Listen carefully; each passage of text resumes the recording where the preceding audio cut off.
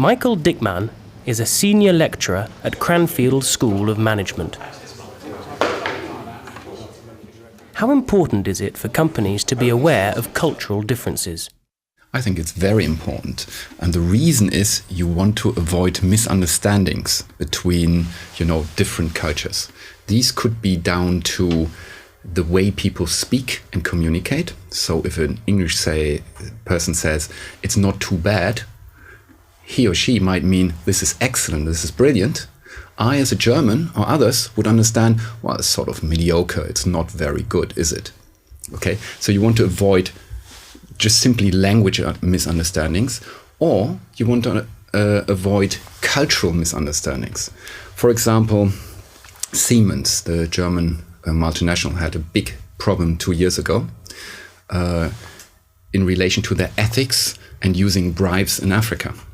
Now, if I talk to my students here sometimes, the Nigerians call it PR, public relations. It's a normal thing in their business systems to pay bribes. Yeah. Now, it isn't a normal thing for a multinational from a Western country to pay bribes. So how should people behave? So cultural understanding and ethical behavior goes hand in hand.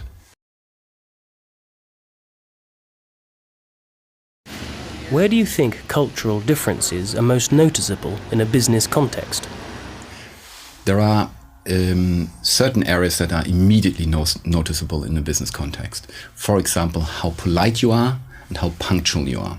Yeah. People realize this and they actually start to assume bits and pieces about you. If you're not punctual, you might not be disciplined or something like that. So it's important to realize those.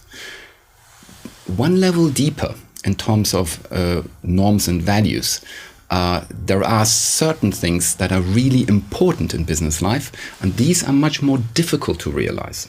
For example, there is a researcher who is called Gerd Hofstede. He distinguishes between power distance, high and low. High power distance means that you wouldn't critique your boss. You would listen, and even if you had a different opinion, you wouldn't voice it and you would do what your boss tells you to do. Okay? If you're from a low power distance country, like Denmark, and you go to a high power distance country like Japan or Nigeria or South America, the countries all there have a high power distance, and you speak up against your boss, that is a big problem. Okay? It's not expected and the boss feels attacked. And reverse, okay, you go from, let's say, Venezuela to Denmark or Sweden or Holland, or low power distance countries, and you don't say something when you object, and you simply do it, and then things don't turn out all right, then you can't actually say, well, I wasn't in favor of it, I just did it because my boss said I should do it. No, you have to actually either voice it when the boss makes this sort of demand on you, or it's you agreed implicitly to your boss. So both moves can create problems.